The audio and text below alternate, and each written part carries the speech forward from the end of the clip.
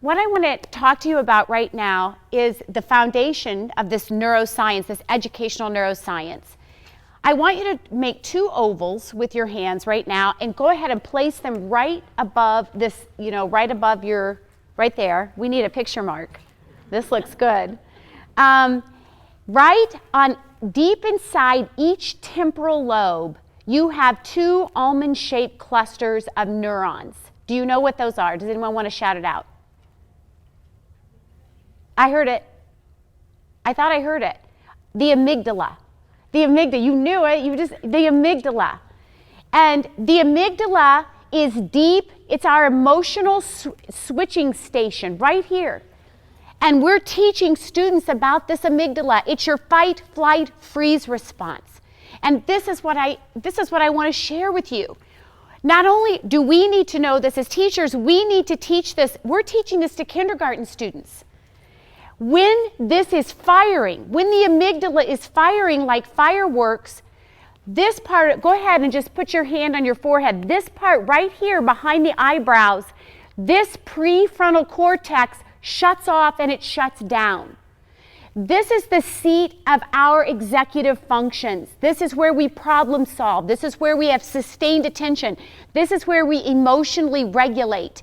This is where we calm ourselves and we look at choice and consequences.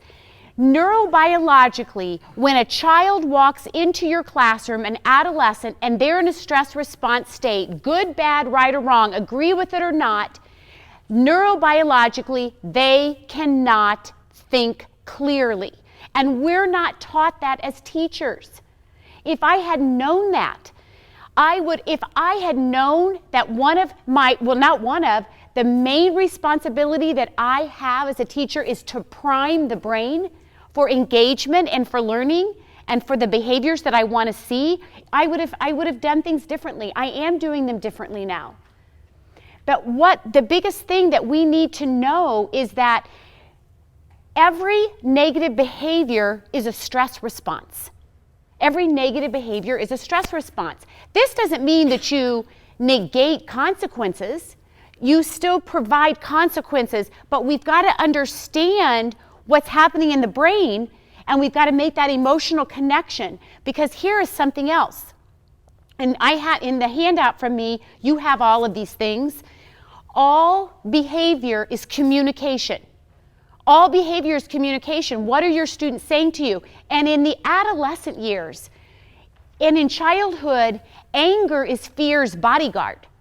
So we have students coming in and looking defiant and oppositional, and they test you because they don't trust adults, many of them, or they are frozen, they shut off and shut down, their heads are down, they're not with you.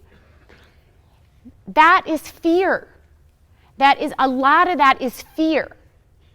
Again, right, wrong, good, or bad. So what I am learning every day, and these are the strategies that I'm going to share with you, and this is where I'm traveling to school, sharing how to prime the brain for engagement. I hate the word management, behavior management, because we just don't manage other people. And punishment does not generalize. And what we're learning is that many of our students are walking in pain. We call these pain-based behaviors. And pain begets pain. And when we use policy like zero tolerance policies, and we are looking for obedience and compliance rather than looking at a true sustainable behavior change, we're missing the picture there, because we know so many of our students are coming into our classrooms in a negative brain state.